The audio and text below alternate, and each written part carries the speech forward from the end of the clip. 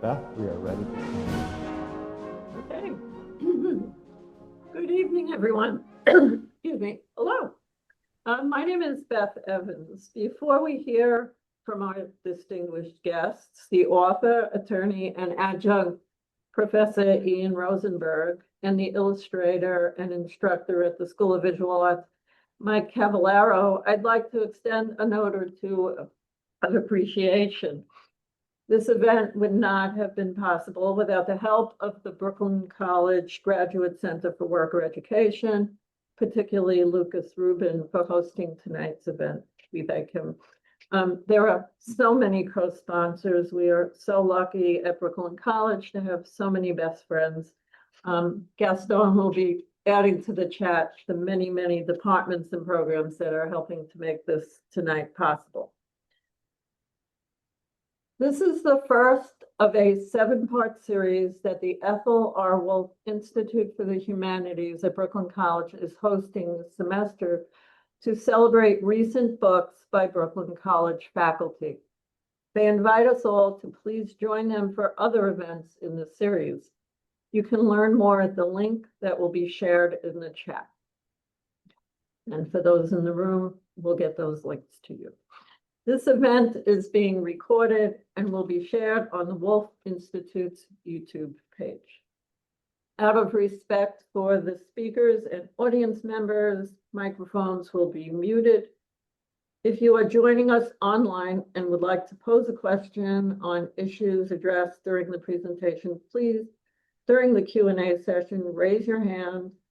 It could be your real hand or your Zoom hand, and you will be called upon and the microphone will be unmuted. So let's dive in.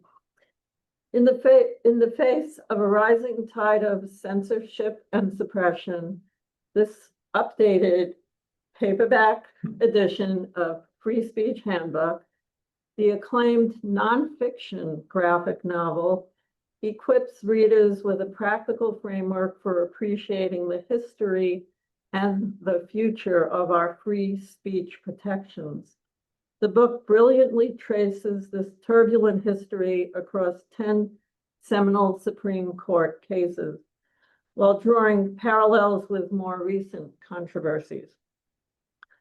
Rosenberg's straightforward language combines with Cavallaro's bold and bright art to create an accessible and engaging crash course on the meaning, reach, and limits of our free speech protections. Ian Rosenberg has worked as a media lawyer for over 25 years, specializing in First Amendment, libel, and intellectual property law. A graduate of Cornell Law School, he is an adjunct associate professor at Brooklyn College's Department of Television, Radio, and Emerging Media. And his students are actually with us here this evening. So we're especially happy about that. Ian is an Emmy-nominated documentary filmmaker. He's the author of The Fight for Free Speech, 10 Cases That Define Our First Amendment Freedoms, and Terrible Stuff. Thanks, Ian. Terrible Stuff, Damaging Everybody. Dominion versus Fox and the Future of Democracy. And that's forthcoming, is that right, Ian? NYU Press in September 2026. So even more to look forward to. Mike Cavallaro has worked in comics and animation since the early 1990s. His comics include Eisner Award-nominated Parade with Fireworks, The Life and Times of Savior 28, written by J.M. Demetrius, Foiled and Curses, Foiled Again, written by Jane Yolen, Decelerate Blue, written by Adam Rapp, and the Nico Bravo and Eowulf series, which I believe is recommended for what age is that? Because I have an 8-year-old grandson. Oh, that's the sweet Perfect. spot. Right. I'm gonna check that out with Torrent. But I enjoy them too. They're middle grade, but I enjoy them. With a 15-year, 12 to 8 to 12-year-old in everyone. Absolutely. So I am Beth Evans, a librarian at Brooklyn College, and I believe some of my colleagues are on this evening, so I'm delighted. I have a particular interest in scholarly publishing, issues of open access, and academic freedom. I serve as a representative to the CUNY University Faculty Senate and co-chair the Senate Academic Freedom Committee with Professor Hollis Glazer of the Borough of Manhattan Community College. This is not the particular focus of tonight's event, but if you're interested in having a conversation about the difference between an intersection of free speech and academic freedom, I'd be more than happy to engage with you at another time. So we're going to jump right in here with some questions. I hope that I can engage Ian and Mike equally because they are co-author illustrator here. So, Ian, you and I sat at this table before discussing another of your books. Let's give it another one. Okay. Thank you. And it's right there, The Freedom of Speech. So why a graphic novel version and why Mike? Good questions. Thank you, Beth. And I just want to say a brief thank you to Professor Gaston Alonso and the Wolf Institute for inviting us and letting us be part of this wonderful series. And also an additional shout out to the Television, Radio, and Emerging Media Department. Thank you so much for letting me be part of your faculty, and for my TREM students who are taking my media law class, and we're incorporating this talk into tonight's lecture class. So to answer your question, why a graphic novel? I have to say that it was the brilliant idea of my agent, Carrie Hannigan, who, when I had this book, the manuscript for this book, and we were, that was going to press with NYU, she said, how do you feel about graphic novels? Because Macmillan's first second imprint has a new line called World Citizen Comics, that was a civics-oriented nonfiction graphic novel series that they were launching. And she said, why don't you, if you're interested, why don't you let me submit? Little did I know that while we were submitting, that my reference in my proposal to the Clash would pique Mike's interest. Mike, do you want to talk about how you got involved? Yes, thank you, and thanks for having me, and nice to meet you guys. And thanks for this chance to talk about our book. Yes, while that was happening, so I had already done several graphic novels with First Second. My editor over there was a guy named Mark Siegel. Mark is the editorial director at First Second. And when the announcement came that they were launching the World Citizen comic line, I just sent him a message and said, congrats. I said, I'm very proud of you. Like, I've known Mark for a long time. And the backdrop to all this is that we're in the first Trump administration. I, like a lot of my friends, are getting very irritated by daily news of things that are going on.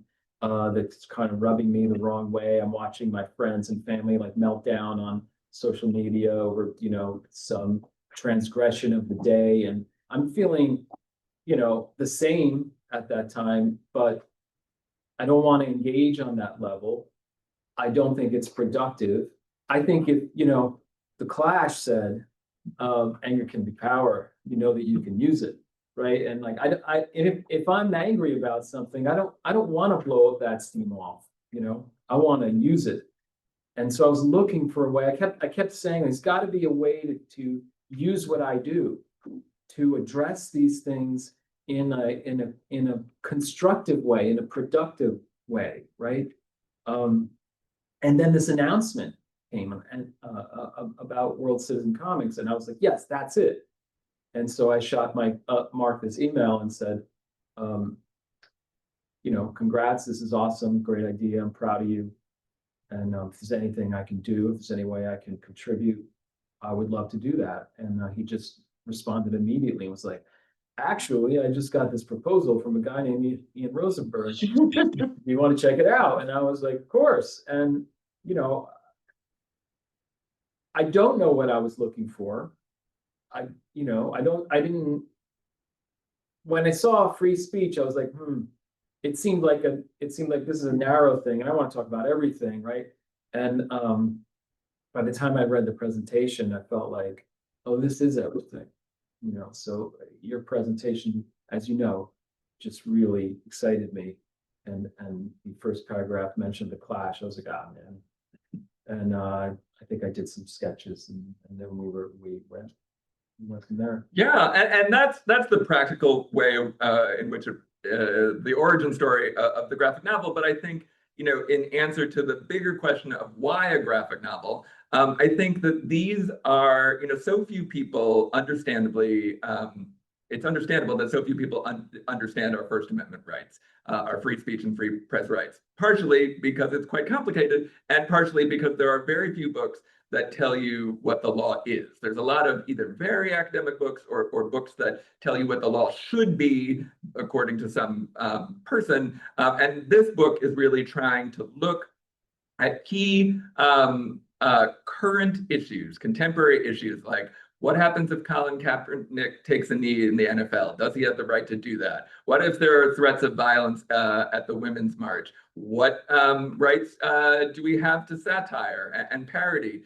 And then tries to answer those contemporary questions by looking at a key Supreme Court case from the past that directly created the law in that area based on individuals who fought for that right all the way up. And I think that a graphic novel is a perfect vehicle for making accessible this type of complicated but vital information in a way that hopefully isn't complicated and has the benefit of having Mike's gorgeous illustrations and art to not only draw in the reader, but also to add another level of understanding. When Mike talks about I talk about the marketplace of ideas, and Mike draws it as an actual marketplace, I think that really enhances not only people's pleasure in finding out about this, but also really enhances our intellectual understanding of it. So I think it happened for practical reasons, but it's a fortuitous accident.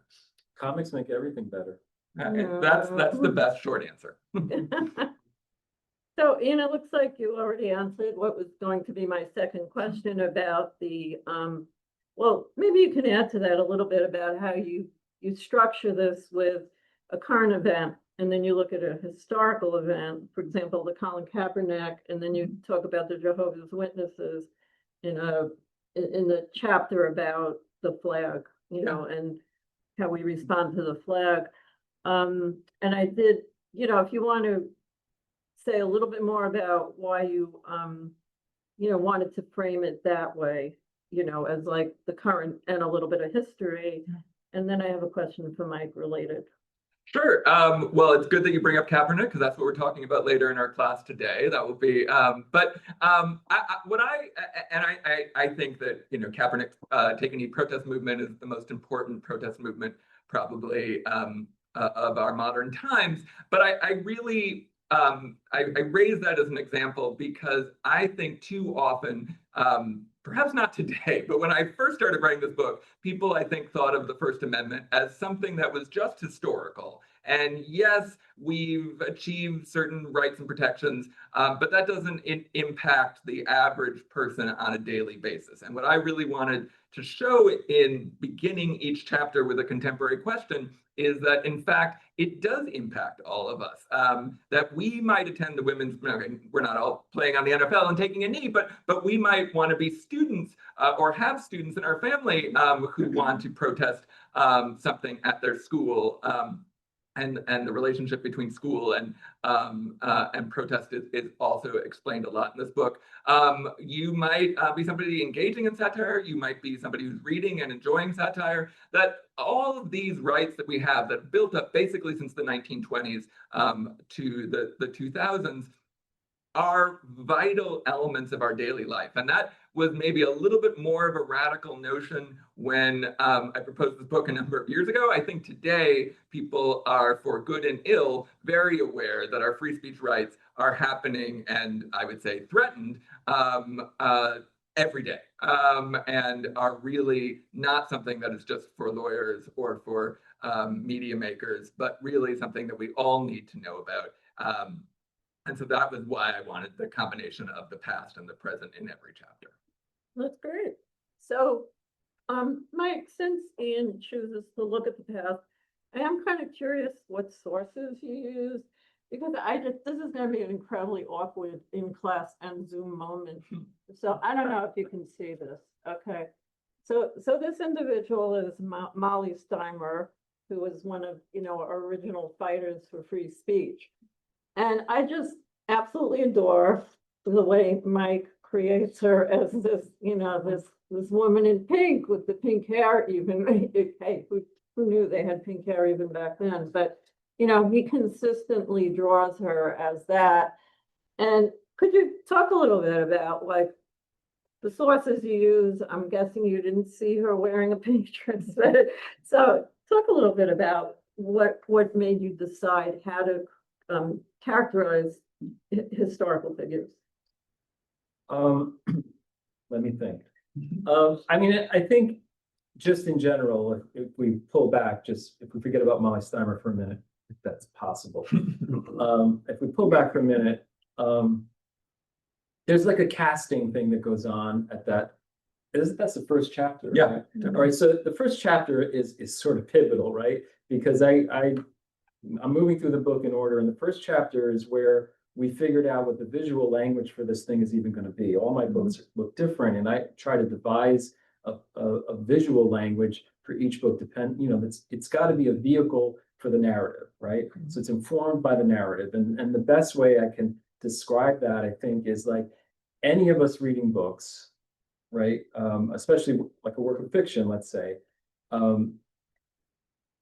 You're inevitably imagining your version in your head of the characters and what the settings look like, what the people look like. You are casting, you are casting, whether you realize it or not.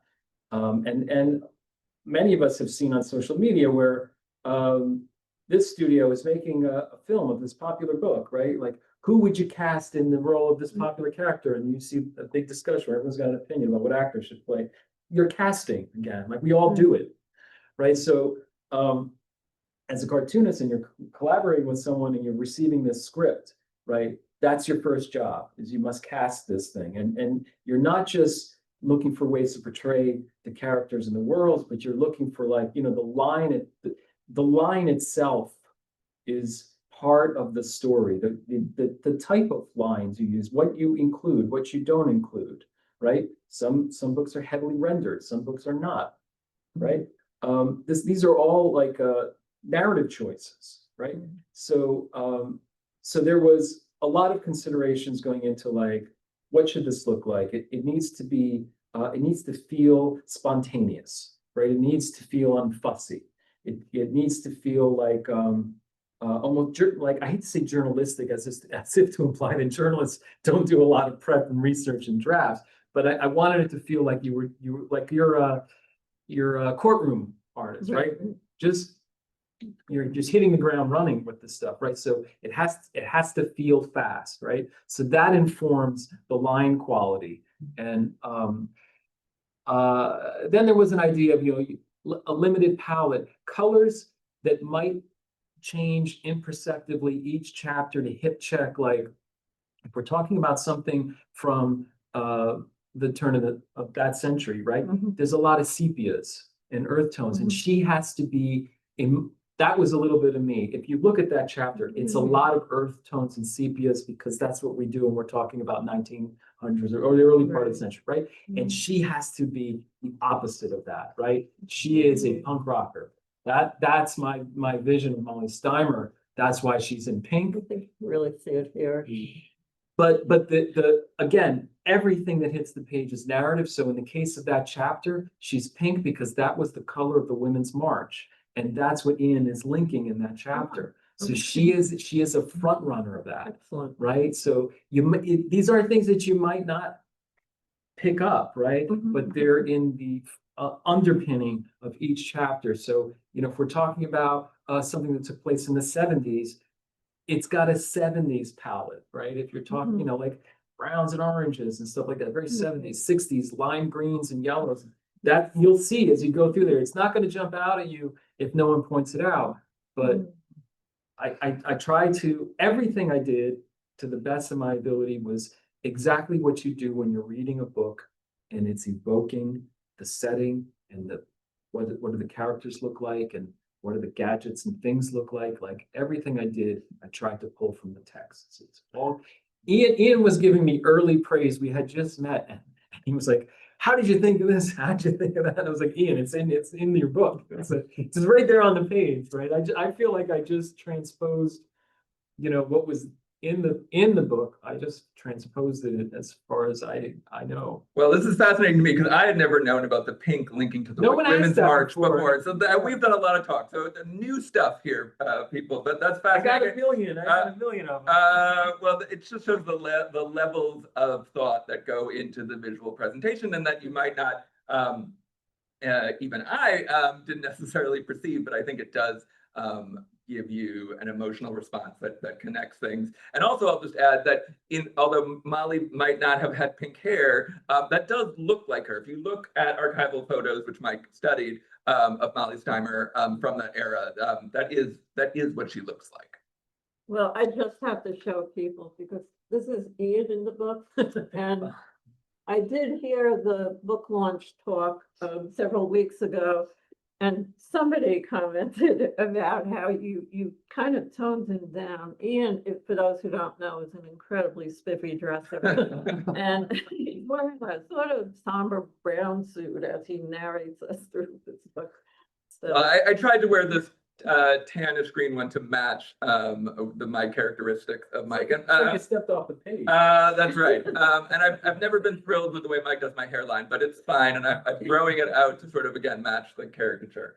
I felt like we weren't close enough friends when I first saw the images to say I don't love the way I look. But then now I'll bring it up. But anyway, there's a me in the graphic novel, mostly serving as a narrator to get through a lot of the non-dialogue moments, and that was Mike's choice. That works, I think, effectively to streamline the narrative. So continuing on this sort of about the visual, I have to share that I'm getting an MFA in creative writing right now, and I'm in a poetry class that borrowed its title from the work of Fred Wilson, it's called Mining the Museum. Check it out if you get a chance.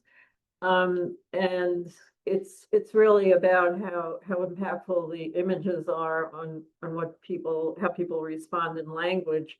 Here we have kind of the opposite situation when we're starting with the language, but it's all good. I also have to confess, this should only be about me, right? That one of my children who's dyslexic came to reading through graphic novels, and I am incredibly grateful when I see a graphic novel because I know that for some people that's what makes it readable. And I think for a lot of possibly, well, maybe older members of the audience here, that, our entry into enjoying reading a lot was probably comic books. And I know they're distinctive from graphic novels, but I have to tell you, Mike, you would appreciate, I was like one of the biggest fans of Mad Magazine as a kid.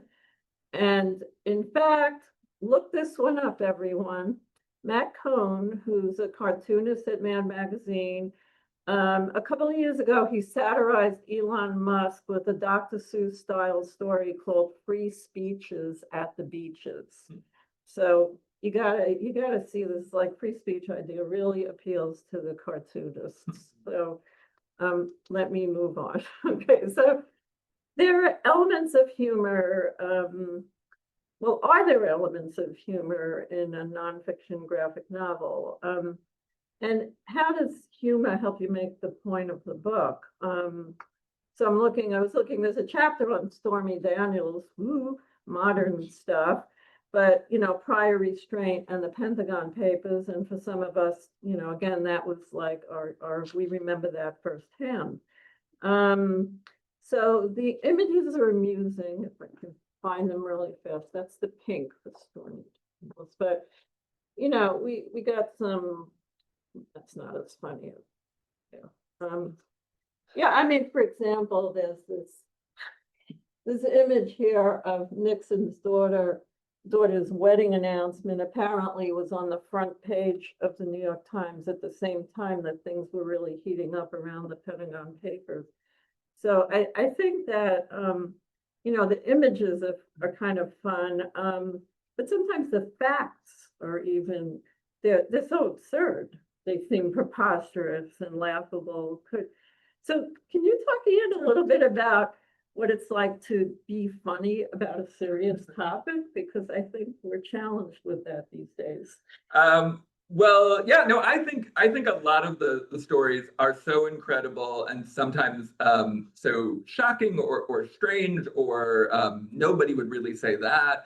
But they're all true. And I think that the humor that's in the text comes out of both how outrageous people are when they're seeking free speech, like someone like George Carlin, who in a Seven Dirty Words monologue is truly hilarious and vulgar, arguably, but also in the reactions of people objecting to free speech and how incensed they are and how outraged they are, and that can feel laughable by today's eyes. When you talk about sort of Molly Steimer as this radical anarchist in the 1920s, she can seem sort of like charming and quaint nowadays because who cares about anarchism? But I think that it was shocking and radical, and people didn't find her anti-World War I remarks funny. And so, Mel Brooks says, comedy is tragedy plus time. I think that kind of plays out in this in the text, but I would say that the humor comes from the lighthearted touch that Mike brings to the images.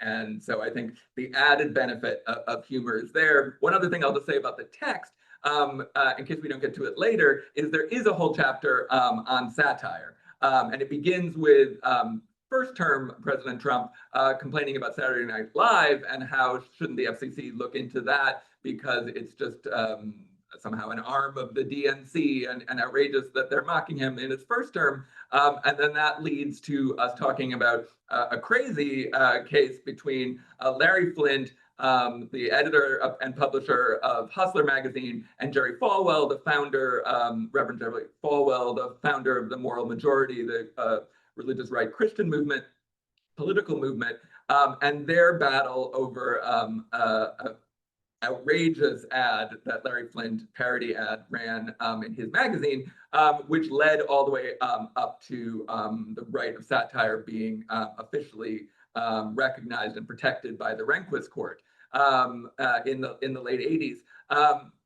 So that is there's that chapter, and there's a chapter about George Carlin and the Seven Dirty Words, which leads to the Pacifica battle, which is why you can't say those seven dirty words on the radio and broadcast radio and television and broadcast television. So that's a little bit about the topic of humor as well as some of the funny text. But I really do think that the jokes to be had are mostly Mike's. I don't know if you want to add to that. I don't know if there is much to add to that. I did, it is a balancing act in many ways. And, we were balancing, we're drawing, the manuscript for free speech is the book, The Fight for Free Speech. That's the manuscript, right? So there is a balancing act between how to transpose some of the things in Fight for Free Speech to visuals, right? I try to say, I didn't remove, I transposed, some things lent themselves to being presented in a visual way, and then the remaining texts can kind of back it up and support it. And you try to balance this, and the same went for, tonally, like I did look for moments, sometimes where you're illustrating moments of violence or moments of things that they're not funny at all, where I did look to try and find a humorous way of presenting it, especially when it was absurd or abusive. Like there's examples of the federal government waging, it's an entire battle against one poor guy, so there is something absurd about that. And there's a couple drawings there where you see Uncle Sam like brutalizing some poor dude, and that's what that's, so you can't not see, it's a dark humor, but there is a awful humor to it. I just try to balance those things out. This is the hold my beer moment. Right. There's a tattoo on one of the justices' arms, because he's gonna throw down into some fight. I just look for ways to sort of, you got to give the reader, it's about texture. I tell my own students, it's a meal, right? And you don't just serve your guests a plate of broccoli. You know, there's got to be something of a different texture, different flavor profile on that plate. Otherwise, it's not dinner. And you're doing the same thing when you're telling a story, especially when you're presenting it visually. You got to mix it up a little, provide some texture differences and variations and tone and stuff like that, or becomes monotonous. So. Yeah, just also, I think, kind of anthropomorphizing, not completely though, because like we have this image here of when during the Pentagon Papers, we have the newspaper kind of all bound up, you know, gagged and then liberated. So, you know, it's fun. It's enjoyable. I like that. So talking about funny, we're living right now in a particularly interesting time. You gotta laugh. Because it seems like it's become dangerous to be funny. So we know, like, it was barely 2 weeks ago, the silencing of Jimmy Kimmel. And then prior to that, the decision to remove Colbert from the air. And Colbert actually has a bit part in this story where he actually celebrates Julie Briskman for flipping off the president. She was riding her bike by the presidential motorcade and gave him the finger because that's what she thought of Trump. Trump won. Okay. So could you both talk now a little bit about what's particularly frightening to you about what's happening? You as a First Amendment attorney and Mike as a cartoonist, with threats to first speech, particularly directed at humorists and their speech. Yes, I would actually say this is one of the topics that I don't find funny because I think it's so serious. You know, I mean, history repeatedly shows us that autocrats usually attack the arts and comics first, and that is what has happened with Kimmel, and that is. And we can spend a minute talking about why that is a constitutional issue. One sort of theme that gets woven through the book is that the First Amendment only applies as a legal basis if you have government action. After all, it says Congress shall make no law abridging the freedom of speech or of the press. And Congress means both the state and the federal government as applied through the 14th Amendment. So, and that can mean both actions of Congress or state legislatures, but it can also mean government actors such as police or school teachers. And so when we had FCC Chair Brendan Carr, the chair of the Federal Communications Commission that is tasked with regulating elements of our communication airwaves, when he says on a podcast that we can, to paraphrase, we can do this the hard way or the easy way, but Disney needs to take action against Kimmel because they didn't like his joke about Charlie Kirk, and I would say really didn't like his jokes about President Trump. That creates a level of state action that just as recently as last year, in a case called NRA versus Bulow, that the Supreme Court unanimously upheld that government speech is limited to persuasion, but not punishment. And Justice Sotomayor wrote the opinion for the whole court that said that the government can use their bully pulpit, they can use their authority to try and encourage things, but they can't use their authority to punish, because then that would become a constitutional question, a First Amendment question. So we have FCC Chair Carr pushing Disney to take their action. I do think that is a constitutional First Amendment free speech violation, and the glimmer of hope. So before I get to the hope, we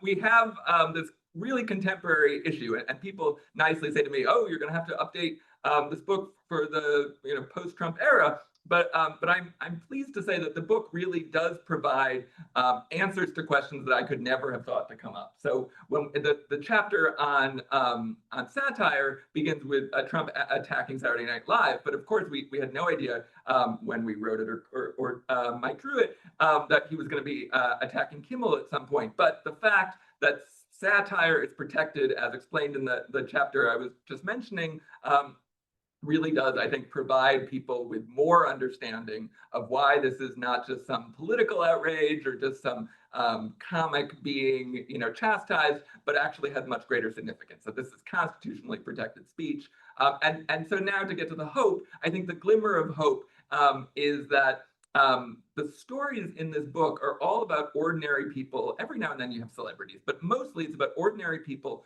fighting for some small effort of speech or small effort of expression, and then having that case go all the way to the Supreme Court. And I think that what we saw in the reaction to Kimmel was individual Americans who were not famous, but decided that they were going to cancel their Disney Plus subscriptions. They were going to speak out on social media. They were going to make this something that everyone was talking about and not just got brushed under the rug as, oh, I guess this celebrity lost his job.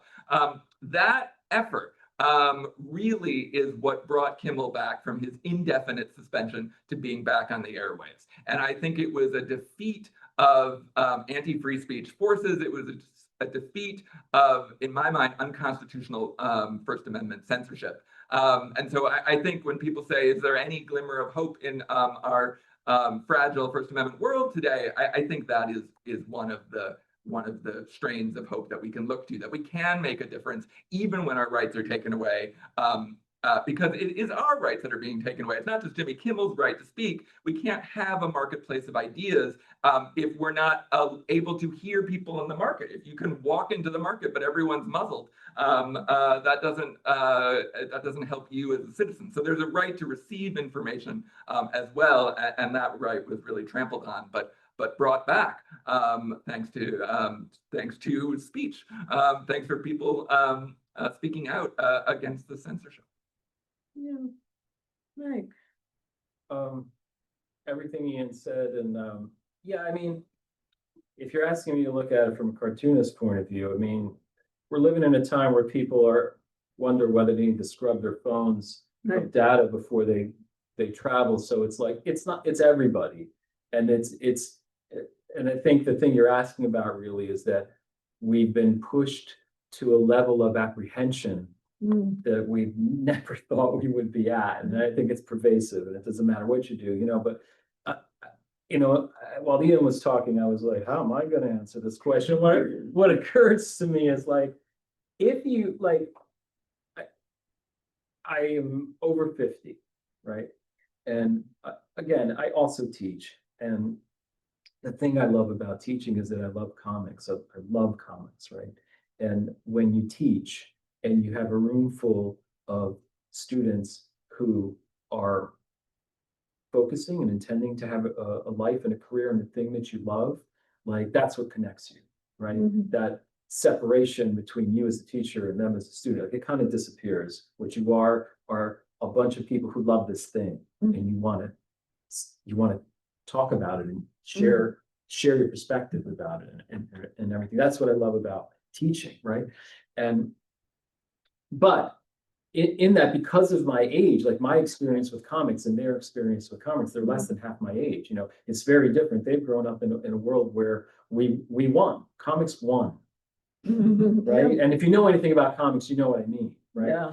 Yeah. That wasn't true about me. I come from a generation where my comics were taken away by teachers, all the time, right? I come from a generation where the comics I read and loved were created under the Comics Code, which if you don't know, came into existence in 1954 and remained until the late 80s. So everything I grew up with was censored, right? It was self-censorship by the industry, who instituted this in an effort to ward off government censorship. Like, we got it, leave us alone, right? What they thought would be worse if they didn't, right? And this affected. It served to reinforce all the negative things opponents of comics said about comics. It's mind rot, it's dribble, it's right? Yes, because the code insisted that it must be that, right?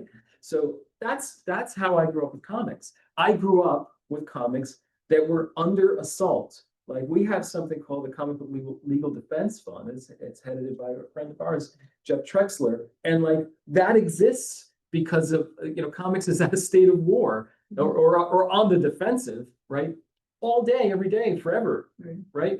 So I don't mean to diminish the current state, but if you are a cartoonist or a comics fan of a certain age, you grew up with comics being a fringe thing that was dismissed by the masses, discredited by anyone with an education, had no place in a school, had no place in a library. That was the thing that I loved, right? So we're used to this. We're used to this. I don't like it, but it's where we've always been. And the assault on graphic novels started, the fight to ban graphic novels and to challenge them, remove them from libraries, remove them in schools started about 5 minutes after we started calling them graphic novels. So. And if people are interested in either the Comic Book Legal Defense Fund, CPLDF, or more about the story of the origin of the Comics Code, Mike and I have a side project called US versus Comics that's hosted on the CBLDF website. It's a 7-part series on the origins of the code and the hysteria and book burning that took place to lead up to the code in reaction to speech, in reaction to what at the time in the 1950s was the most popular medium of expression. And as we both are saying, people want to censor what's popular. They want to censor Jimmy Kimmel. They want to censor graphic novels. And so much about the First Amendment is about protecting that from that innate impulse to restrict. Yeah, I gotta say, this probably wouldn't be meaningful to the people in this room because, I mean, Mike, you remember the whole idea of like you would hide your comic book in a book, like you probably like, why would you bother doing that? You're probably thinking like people are sitting there looking at their Instagram in class, so it's like, but I grew up in a time where if you wanted to read your comic book, you had to hide it in another book. Exactly. So there you go. Exactly. Things have changed.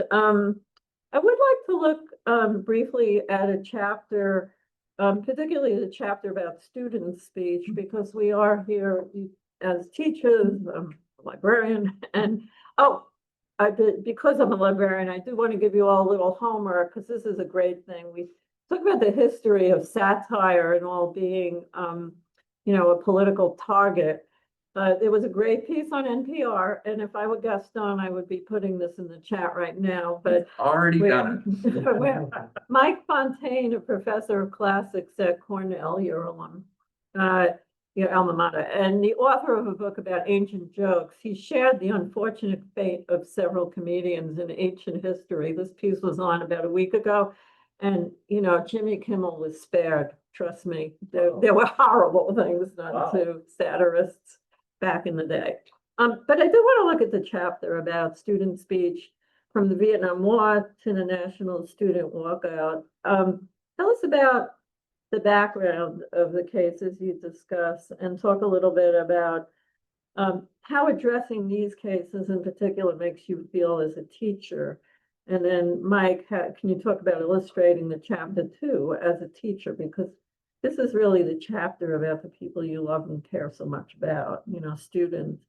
And why it's important today, given that there's been so much activism among students, especially in the past 2 years.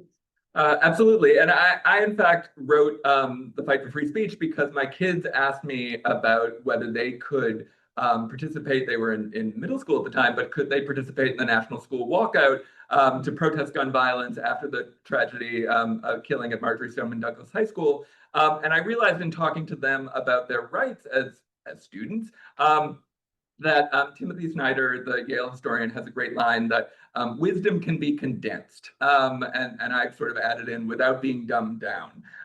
So I really, in talking with them about their student speech rights, that was really the inspiration to write these books. I know we're running out of time, so I'll just say I begin with the National School Walkout, and the student speech rights begin with a wonderful person named Mary Beth Tinker. And she and her brother and a friend decided to wear a black armband at the beginning of the Vietnam War to protest the deaths of both American soldiers and Vietnamese people, which was a very radical notion to be caring about other people outside of this country who had died. And she wears it to school. And students are fine, teachers are fine, but the principals send her to the office and threaten her with expulsion. And she says, in a big act of courage, I took off the armband.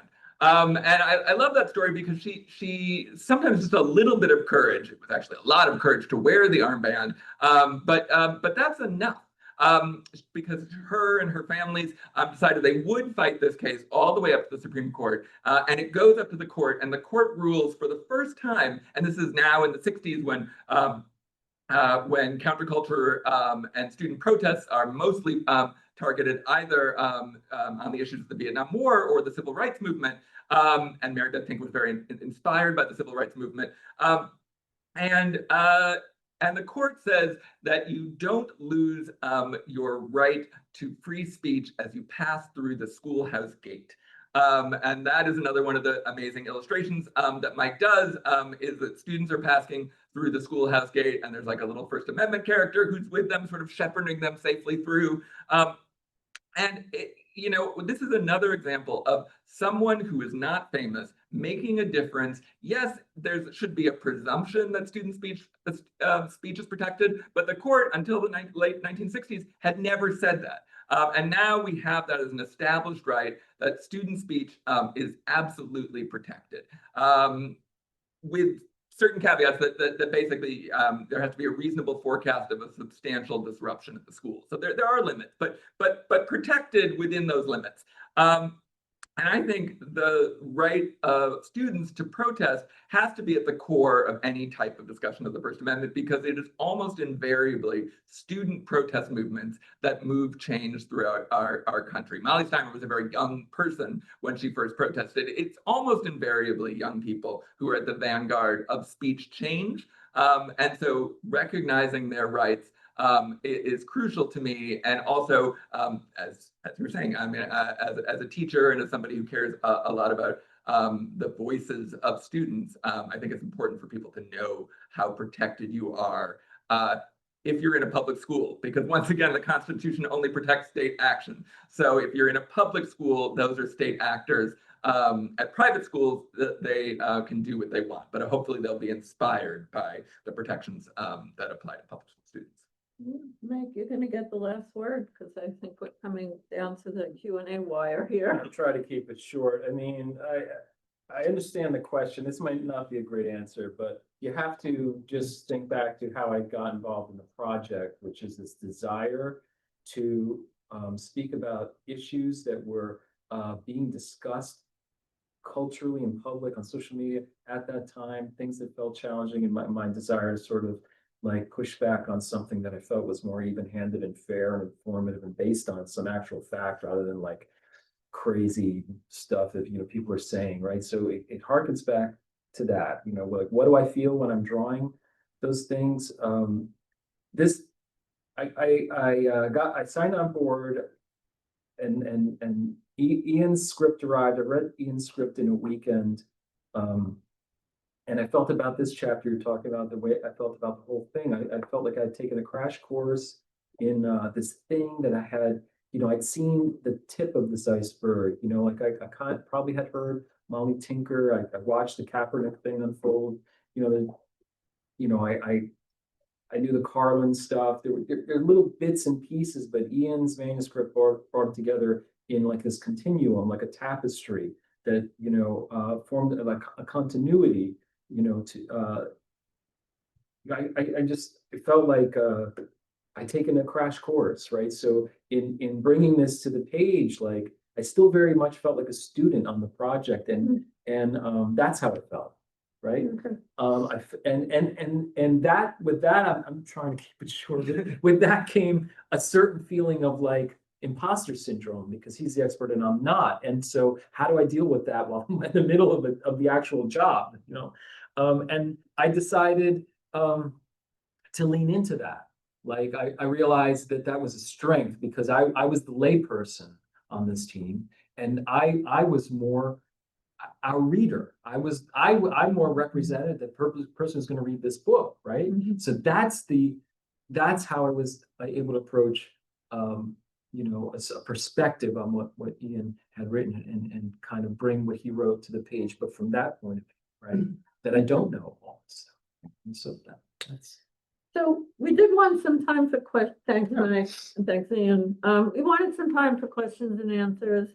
And we're going to preference the students who are in the room right here. So I'm sure they'll all First thing, will you guys collaborate again? Never. We would love to. We have this US versus Comics piece that we did that's on CBLDF. And publishers out there, come hit us up. We would love to. We did not know each other at all before working on this project, but along with my wife, Mike is the finest collaborator I've ever worked with. So, and I've collaborated on films with my wife, so I'd be delighted to have another chance. And I love graphic novels, so I'd be excited to do another one. Me too. Oh, now you say that. Yeah, you won me over. Okay, all the praise. Yes. So in the Fight for Free Speech, which is kind of the twin to this Free Speech Handbook, like about a fourth of it is like endnotes, which I actually really love. And I love reading endnotes because I love the little tidbits. So I've been curious about the research process behind the book, and like were there maybe cases related to the First Amendment that you thought you'd include but you didn't end up including in the final draft. And then similarly for Mike, I'd love to know about the creative process, and like did you come up with several drafts for comics, or like what did that entail? So. I'll do my part first. Thank you for appreciating the endnotes. I love notes, both because it's my legal background, but also because so much of the book, what I was trying to do was to streamline. That so much of law is complicated, and so much of law teaching is complicated. And so what I was really trying to do was just push a narrative forward and make it as simple as possible. And so some of the asides in the endnotes are like, well, this is actually a little more complicated. Here's some explanation. But also, I think the more fun endnotes are like when I just talk about things that are not part of the text, but are just fascinating to me. Like there's an amazing book called Fools by Joan Silber. That's a novel. She's an amazing novelist, and she wrote a book about anarchists. And so I referenced that in one of the endnotes, and I hope people read it because it gives you a sense of what anarchists were really like. In terms of what did I cut out, I didn't. The one case I explicitly cut out that I had in an early draft was the Masterpiece Cake Shop case about whether somebody can refuse to bake or create a wedding cake for a same-sex couple. The reason I didn't include it was, one, it's an incredibly complicated decision, and even for lawyers. And two, I sort of knew that it was going to keep being evolving. Kennedy is essentially asking for it to be, it's one of his last major speech decisions before he left the court. But anyway, so I did not do that because it is not clear cut. It's also a little bit more about religion than about speech. And I also didn't do the flag burning cases because I couldn't think of a contemporary analog to that, even though they're fascinating cases and pretty straightforward. Flag burning is restrictions on flag burning because of content are unconstitutional according to the Supreme Court. Because actually the only proper way to dispose of a flag is by burning. So it's restrictions on burning in protest that have been found to be unconstitutional. I thought that wasn't contemporary enough at the time. Then in Trump's second term, he's threatened to make flag burning unconstitutional. I'm not sure that is gaining any real traction, but he's put that out there. So I've had a little bit of regret that I haven't talked about it, but there was no contemporary analog at the time. You want to talk about the process of how you came to sort of the visual style and the drafts you did? I'm not sure if this answers your question really, but in the search for what is the vehicle for this story, what are the lines, what is in the visual vocabulary, what is not in the visual vocabulary. I did draw the first chapter about 3 times from start to finish. And it's the idea that you have a plan. Makes sense here, in your head.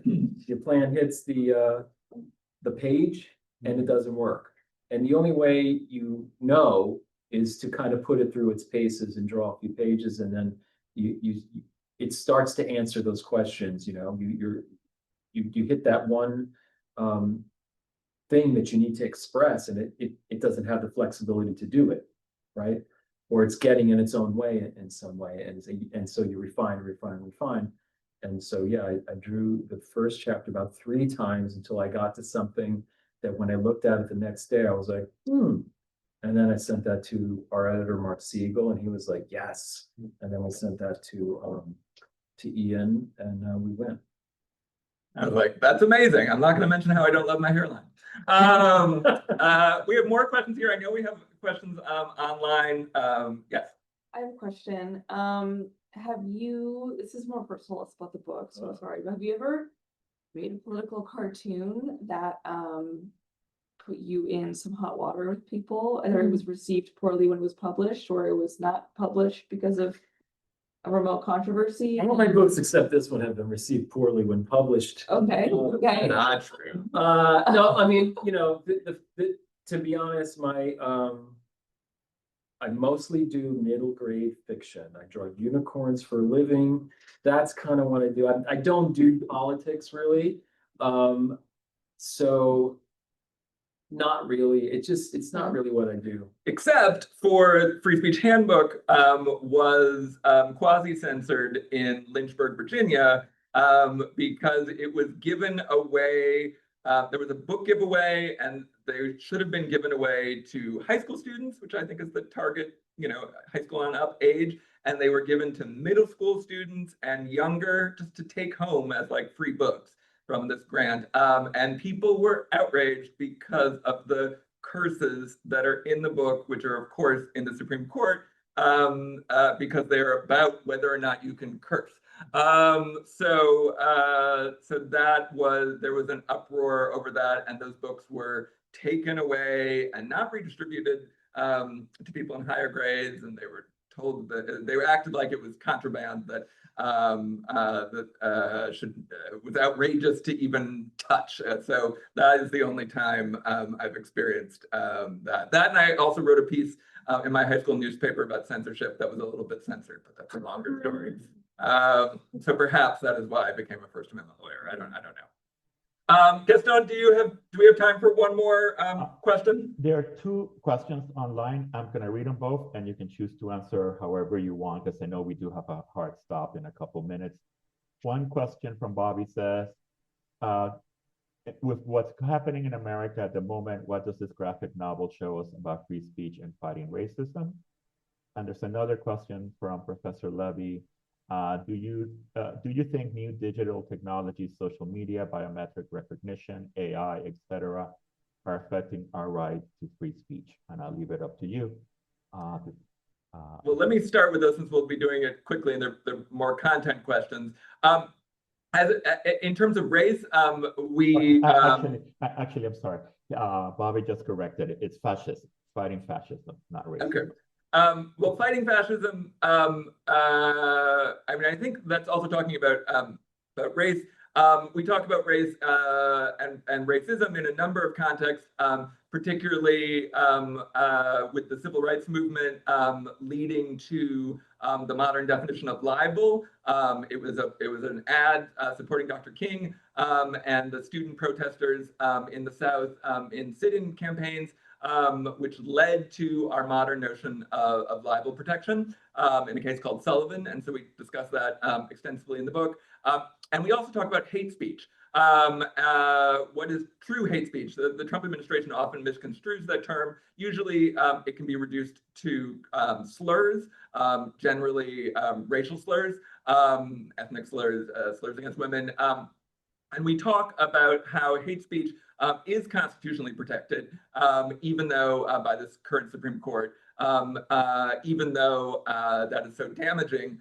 One of the things I love about the fight for free speech is that I can, in the endnotes, as you pointed out, I can really delve into critical race theory a little bit in the endnotes and point out the vital contributions that critical race theorists have added to the discussion about hate speech. So that's all in the book. Read it, you'll learn more. And also the other question was about social media, and the last chapter in the book is about what are social media rights in terms of free speech. And the spoiler is that the court has said that social media is sort of foundational to modern free speech rights. And even in the case of a pedophile being restricted by a North Carolina law that said that convicted sex offenders couldn't have access to social media, even for these disfavored plaintiffs, that they had a right to social media, because without it, you basically have no free speech rights today. So that doesn't answer those interesting questions in the depth that they deserve, but two of the chapters in the book, and then email me and we'll talk more. You can check it out on my website or our book's website, freespeechhandbook.com. Well done. Thanks. Well I can talk fast when I want to. Beth, are you doing the close? Are we at the close? I think we're at the close, given the need to end.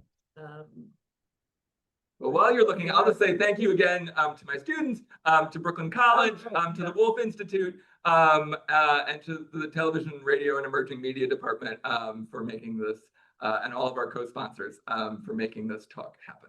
So Ian, you did the close. All right. Thank you, everyone. Really appreciate your time. Thank you, everyone. I will sign off. Okay.